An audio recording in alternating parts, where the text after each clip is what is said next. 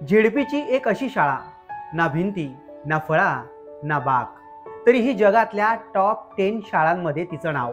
कधी काळी ज्या शाळेत पालक आपल्या मुलांचं ॲडमिशन करत नव्हते, आज त्याच शाळेत विद्यार्थ्यांची भली मोठी वेटिंग लिस्ट असते.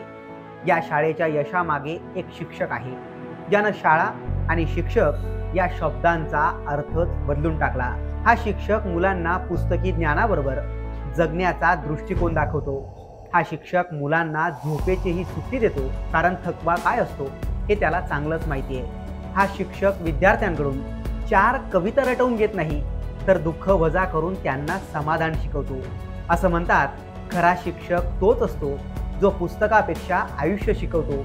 आज गुरुपौर्णिमेच्या निमित्तानं आपण अशाच एका शिक्षकाची गोष्ट जाणून घेणार आहोत, ज्याने एका सरकारी शाळेचा कायापालट केला.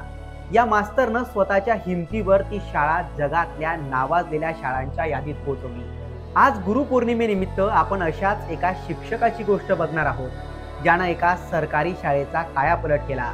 या मास्तरनं स्वतःच्या हिमतीवर ती शाळा जगातल्या नावाजलेल्या शाळांच्या यादीत पोहोचवली. अर्थातच मी दत्तात्रय वारे गुरुजींबद्दल बोलतोय. वारे गुरुजींनी बाबळेवाडी आणि जालिंदर नगर जिल्हा परिषद शाळांना थेट आंतरराष्ट्रीय स्तरावर आणलं. जगातल्या टॉप 10 शाळेत जिल्हा परिषदेच्या शाळेला पोहोचवणाऱ्या यात शिक्षकाचा प्रवास या व्हिडिओतून जाणून घेणार आहोत. नमस्कार, मी प्रसाद आणि तुम्ही पाहतायत संवाद सेतू. ग्रामीण भागातील झेडपीच्या शाळा कशा असतात, यात तुम्हाला शिकायला आवडेल का, असा प्रश्न जर तुम्हालाही कुणी केलाच तर साहजिकच अनेक लोक झेडपी शाळेचं नुसतं नाव ऐकल्यावरही नाकं मुरडतील. पण वाईटातूनही काहीतरी चांगलं शोधता येतं, हे दत्तात्रय वारे गुरुजींनी आपल्या कृतीतून सिद्ध करून दाखवलंय. दत्तात्रय गुरुजींनी एक नव्हे तर 2 शाळांना आंतरराष्ट्रीय दर्जाच्या शाळा बनवलं. एकीकडे सरकार सरकारी शाळा टिकल्या पाहिजेत म्हणून सातत्यानं बोलत असतं, पण शाळेला जर चांगला शिक्षक मिळाला तर ती किती प्रभावी होऊ शकते, खासगी शाळेलाही मागे टाकत आंतरराष्ट्रीय दर्जा निर्माण करू शकते, हे वारे गुरुजींनी एकदा नव्हे तर 2दा दाखवून दिलंय. वारे गुरुजींचं पूर्ण नाव दत्तात्रय वारे, पण ते वारे गुरुजी म्हणूनच प्रसिद्ध आहेत. डिसेंबर 1996 पासून त्यांनी शिक्षकी पेशाला सुरुवात केली. गद्रेवाडीतून त्यांनी शिक्षक म्हणून सुरुवात केली. विशेष म्हणजे ती शाळा नव्यानच बांधली होती. शाळेचा आणि वारे गुरुजींचा शाळेचा पहिलाच दिवस होता. ही शाळा दुर्गम भागात होती. गावाच्या आजूबाजूला 2 नद्या होत्या. शाळेपर्यंत जायला धड रस्ताही नव्हता. अशा ठिकाणी त्यांनी शिक्षक म्हणून सेवेला सुरुवात केली. त्यानंतर त्यांची बदली जातेगाव खुर्दमध्ये झाली. जातेगाव खुर्दमध्ये त्यांनी 11 वर्ष काम केलं. नंतर ते बाबळेवाडीत आले. जे प्रयोग आधीच्या 2 शाळेत त्यांनी राबवले तेच त्यांनी बाबळेवाडीतही राबवले.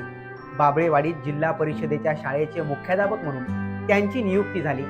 बाबळेवाडीच्या शाळेची पटसंख्या वाढवण्यापासून ते शाळेचा कायापालट करण्यापर्यंत वारे गुरुजींना अथक प्रयत्न करावे लागले.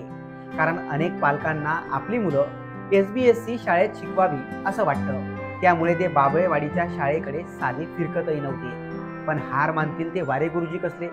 त्यांनी या शाळेला व्यापक स्वरूप दिलं. विद्यार्थ्यांचा सर्वांगीण विकास कसा होईल याकडे लक्ष दिलं. शालेय अभ्यासक्रमाव्यतिरिक्त त्यांनी विद्यार्थ्यांना अनेक कौशल्य शिकवलेत. रोबोटिक्स, कोडिंग यांसारखे कठीण विषयही त्यांनी विद्यार्थ्यांना सोप्या पद्धतीने शिकवले. विद्यार्थ्यांना वेगवेगळ्या भाषा शिकवण्यावर भर दिला. कधी काळी ज्या शाळेत पालक मुलांचं ॲडमिशन करू इच्छित नव्हते, आज त्याच शाळेत प्रवेश घेण्यासाठी विद्यार्थी वेटिंगवर असतात. एवढा बदल वारे गुरुजी यांनी घडवून आणला. पण चांगुलपणाला राजकारणाचा शाप असतोच. गावातील राजकीय कुरघोडीतून गुरुजींवर अनेक गंभीर आरोप झाले. त्यांचं निलंबन झालं. पण 2 वर्षांच्या चौकशीनंतर गुरुजींना क्लीन चिट मिळाली. जिल्हा परिषदेकडून दोषमुक्तीचे आदेशही त्यांना मिळाले.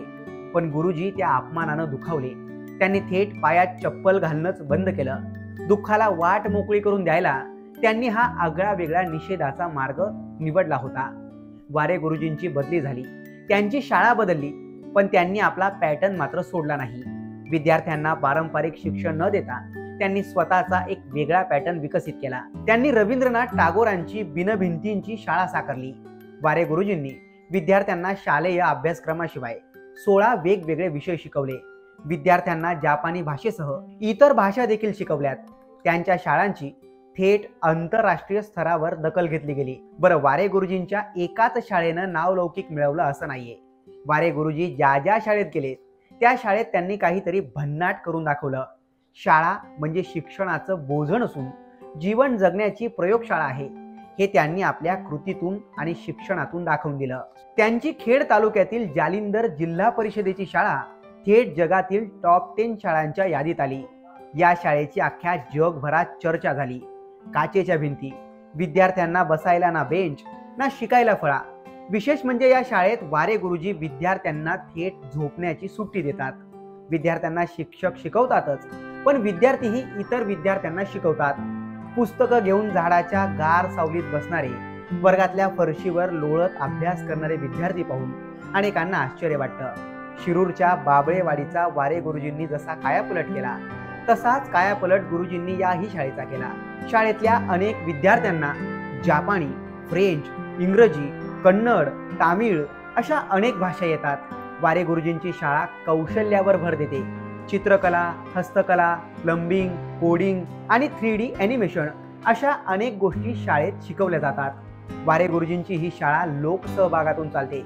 ज्यांची मुलं इंग्रजी मीडियममध्ये शिकत होती त्या पालकांनीही आपल्या मुलांना आता या झेडपी शाळेत टाकलंय. वारे गुरुजींच्या याही शाळेची दखल जागतिक पातळीवर T4 एज्युकेशन या संस्थेनं घेतली आहे. या स्पर्धेत शाळेनं जगातल्या सर्वोत्तम 10 शाळांमध्ये आता स्थान पटकावलंय. हे सगळं वारे गुरुजींमुळे शक्य झालंय. तरीही मी काहीच वेगळं करत नाही. मी फक्त विद्यार्थ्यांचा सर्वांगीण विकास करायची पद्धत फॉलो करतो आणि यश आपोआप मिळतं असं म्हणत त्यांनी मनाचा मोठेपणा दाखवलाय. वारे गुरुजींसारखा गुरु प्रत्येक शाळेला लाभलाच तर महाराष्ट्राचा आणि देशाचा कायापलट झाल्या वाचून राहणार नाही. माणसाच्या आयुष्यात गुरु किती महत्वाची भूमिका बजावतो हे वारे गुरुजींच्या त्या लहान विद्यार्थ्यांना कदाचित आता कळणार नाही, पण भविष्यात त्यांना घडवणारा गुरु किती महान होता हे कळल्यावर त्यांची ही मान आदरानं नक्कीच झुकल्या वाचून राहणार नाही. तुम्हाला याबाबत काय वाटतं? कमेंट करून नक्की कळवा.